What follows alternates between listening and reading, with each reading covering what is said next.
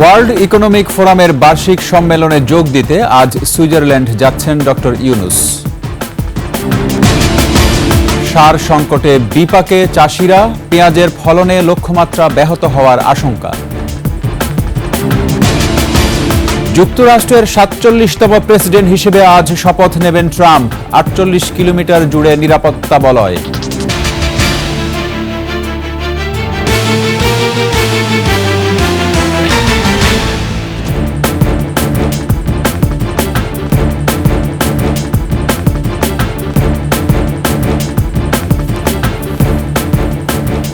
শুনছিলেন সংবাদ শিরোনাম। আমন্ত্রণ ২১শে সংবাদে, সাথে আছি রক্তিম ত্রিপুরা। দর্শক, ২১শে টেলিভিশনের সংবাদ একই সাথে সরাসরি দেখতে পাবেন আমাদের ফেসবুক পেজ www.facebook.com/2124 অনলাইনে। এছাড়া সাবস্ক্রাইব করতে পারেন www.youtube.com/@21 চ্যানেলে। ওয়ার্ল্ড ইকোনমিক ফোরামের বার্ষিক সম্মেলনে যোগ দিতে সুইজারল্যান্ড যাচ্ছেন অন্তর্বর্তী সরকারের প্রধান উপদেষ্টা ডক্টর মোহাম্মদ ইউনুস। আজ রাত ১টায় ঢাকা ছাড়বেন তিনি। রোববার রাজধানীর ফরেন সার্ভিস একাডেমিতে এক ব্রিফিংয়ে এ তথ্য জানান প্রধান উপদেষ্টার উপপ্রেস সচিব আজাদ মজুমদার। সুইজারল্যান্ডের দাভোসে ২০ থেকে ২৪ জানুয়ারি ওয়ার্ল্ড ইকোনমিক ফোরামের বার্ষিক সম্মেলন। এ সময় জার্মানি, ইংল্যান্ড, বেলজিয়াম ও থাইল্যান্ডের রাষ্ট্রপ্রধানের সঙ্গে প্রধান উপদেষ্টার বৈঠক অনুষ্ঠিত হবে। এই দেশগুলোকে বাংলাদেশে বিনিয়োগের আহ্বান জানাবেন তিনি। এছাড়া বাংলাদেশ বিষয়ে একটি ডায়ালগ অনুষ্ঠিত হওয়ার কথা রয়েছে। ৪ দিনের সফর শেষে ২৫ জানুয়ারি দেশে ফিরবেন ডক্টর মোহাম্মদ ইউনুস। বিএনপির প্রতিষ্ঠাতা শহীদ রাষ্ট্রপতি জিয়াউর রহমানের জন্মবার্ষিকী এবং খালেদা জিয়ার রোগ মুক্তি কামনায় লন্ডনে দোয়া মাহফিল অনুষ্ঠিত হয়েছে। স্থানীয় সময় রোববার এশার নামাজের পর যুক্তরাজ্য বিএনপির উদ্যোগে ব্রিকলেন জামে মসজিদে এ কর্মসূচি পালিত হয়। অনুষ্ঠান শেষে সারা বিশ্বের মুসলিম এবং বাংলা ভাষাভাষীদের কাছে শহীদ রাষ্ট্রপতির জন্য দোয়া কামনা করেন যুক্তরাজ্য বিএনপির সভাপতি ও চেয়ারপারসনের উপদেষ্টা এম.এ. মালেক। তিনি আরও বলেন, বেগম খালেদা জিয়ার চিকিৎসা চলছে, তিনি ভালো আছেন। গণতান্ত্রিক অধিকার ফেরাতে ৩,০০০ মানুষ প্রাণ দিয়েছে মন্তব্য করে অন্তর্বর্তী সরকারকে দ্রুত নির্বাচন দেওয়ার আহ্বান জানান যুক্তরাজ্য বিএনপির সভাপতি। এ সময় যুক্তরাজ্য বিএনপির সাধারণ সম্পাদক কায়সার এম আহমেদ সহ অনেকেই উপস্থিত ছিলেন। বিএনপি পরিবারের পক্ষ থেকে আমরা সারা বিশ্বের মুসলিম উম্মার কাছে, বাংলা ভাষাভাষী মানুষের কাছে আমরা শহীদ রাষ্ট্রপতি জিয়াউর রহমানের আত্মার মাগফিরাত কামনা করে দোয়া করার জন্য আমরা আহ্বান জানিয়েছি। আমাদের নেত্রী, আমাদের মা, মাদার অফ ডেমোক্রেসি, যিনি আজকে অসুস্থ, যেটা বাংলাদেশ থেকে আসছেন চিকিৎসার জন্য, এবং ওনার চিকিৎসা আলহামদুলিল্লাহ চলছে, এবং আমরা আশা করছি যে উনি সুস্থ হবেন এবং বাংলাদেশে ফিরে যাবেন। সার সংকটে বিপাকে ঝিনাইদহের চাষিরা। পেঁয়াজ আবাদের ভরা মৌসুমে চাহিদার তুলনায় ডিলারের কাছে পাওয়া যাচ্ছে না সার। বাইরে থেকে চড়া দামে কিনতে হচ্ছে তাদের। কৃষি বিভাগও নিচ্ছে না খোঁজ খবর। এই অবস্থা চলতে থাকলে পেঁয়াজের ফলনে লক্ষ্যমাত্রা অর্জন ব্যাহত হওয়ার আশঙ্কা চাষিদের। ঝিনাইদহ প্রতিনিধি এম রায়হানের তথ্য ছবিতে ডেস্ক রিপোর্ট। শৈলকুপার পাইকপাড়া গ্রামের কৃষক ইউসুফ আলী ৫ বিঘা জমিতে রোপণ করেছেন পেঁয়াজ। ভালো ফলনের আশায় পরিচর্যাও করছেন তিনি, কিন্তু সার সংকটে ফলন বিপর্যয়ের আশঙ্কায় চিন্তিত তিনি।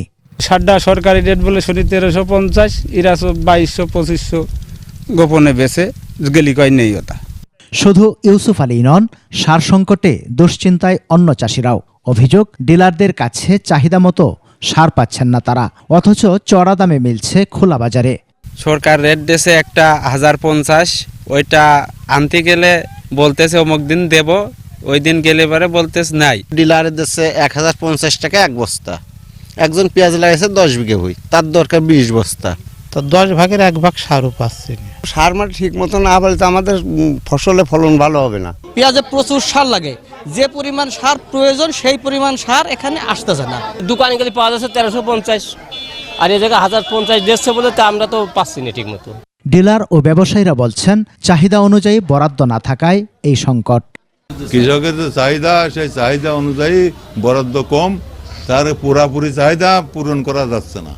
সার সংকটের কথা মানতে নারাজ কৃষি বিভাগ, বলছে কৃত্রিম সংকট তৈরি হলেও শিগগিরই তা কেটে যাবে। আমাদের সার আসতেছে, আমরা উপসহকারী কৃষি অফিসারকে ওখানে বসিয়ে রেখে ন্যায্য মূল্যে সার বিক্রয় নিশ্চয়তা করতেছে। কৃষি বিভাগের তথ্য মতে শৈলকুপায় পেঁয়াজ আবাদের লক্ষ্যমাত্রা ধরা হয়েছে 12,000 হেক্টর। তাতে ইউরিয়া, টিএসপি, ডিওপি সহ রাসায়নিক সারের চাহিদা 8,000 মেট্রিক টন। সমর ইসলাম, ডেস্ক রিপোর্ট, 21 টেলিভিশন। যুক্তরাষ্ট্রের 47তম প্রেসিডেন্ট হিসেবে আজ শপথ নেবেন ডোনাল্ড ট্রাম্প। প্রস্তুত ওয়াশিংটন ডিসির ক্যাপিটল হিল। তৈরি 48 কিলোমিটার এলাকা জুড়ে নিরাপত্তা বলয়। থাকছে 25,000 সুরক্ষা কর্মী, 8,000 ন্যাশনাল গার্ড ও 4,000 পুলিশ। শপথ পাঠ করাবেন সুপ্রিম কোর্টের প্রধান বিচারপতি।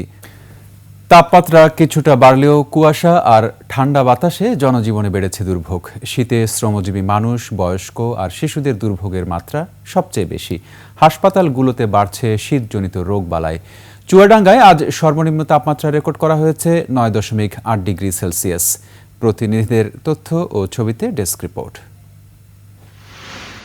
তীব্র ঠান্ডা ও হিমেল বাতাসে আজও স্থবির উত্তরের জেলা পঞ্চগড়ের জনজীবন। সপ্তাহ জুড়ে জেলায় 9 থেকে 10 ডিগ্রি সেলসিয়াস অবস্থান করছে তাপমাত্রা। সন্ধ্যা হতে ঘন কুয়াশার সাথে হিমেল বাতাস। এতে ভোগান্তি বেড়েছে দুস্থ, ছিন্নমূল ও ভবঘুরে মানুষের। এদিকে শহরের মোটা কাপড়ের দোকানগুলোতেও ভিড় বেড়েছে। ঠান্ডা, ঘর থেকে বার হওয়া যায় না, কোনো কাজ কাম করা যায় না। ঠান্ডার কারণে যখন মানুষ ধ্যানে চড়তেছে না, আমাদের সংসারে অনেক কষ্ট হইতেছে। সিরাজগঞ্জে কুয়াশা ও হিমেল হাওয়ায় বেড়েছে শীতের মাত্রা। দুর্ভোগ বেড়েছে শিশু ও বৃদ্ধদের। এদিকে গরম কাপড় সংকটে জেলার যমুনা তীরবর্তী কাজীপুর, সদর, বেলকুচি, চৌহালি, এনায়েতপুর ও শাহজাদপুর উপজেলার চরাঞ্চলের মানুষ। শীতে তো মনে করেন যে কাপড় এখন কেনার ট্রেই নেই। কোনো ঠান্ডা গাড়ি চালানো খুব কষ্ট হয়ে যায়, বাচ্চাদের স্কুলে নিয়ে আসতে হয়। গেল কয়েকদিন বগুড়ায় হিমেল হাওয়ায় বাড়ছে শীতের প্রকোপ। এতে পাল্লা দিয়ে হাসপাতালগুলোতে বাড়ছে শীতজনিত রোগে আক্রান্তদের সংখ্যা।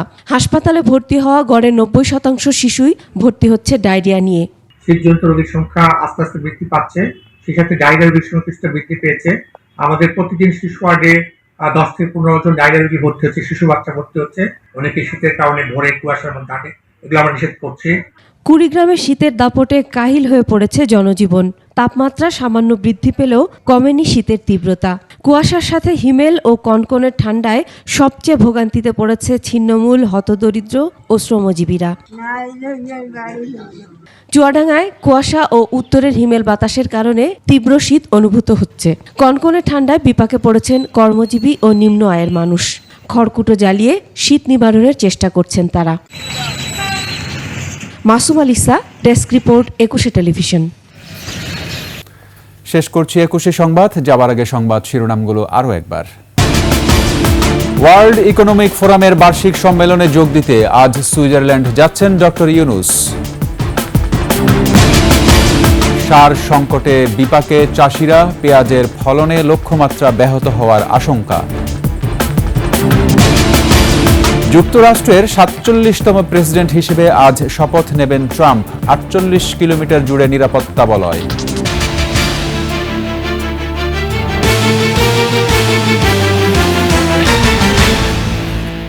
সর্বশেষ সংবাদ জানতে ডায়াল করুন 2021 নম্বরে আর ভিজিট করুন 21-tv.com ওয়েবসাইটে। ফেসবুকে ভিজিট করতে পারেন www.facebook.com/2124 অনলাইনে। এছাড়া সাবস্ক্রাইব করতে পারেন www.youtube.com/@21etv চ্যানেলে।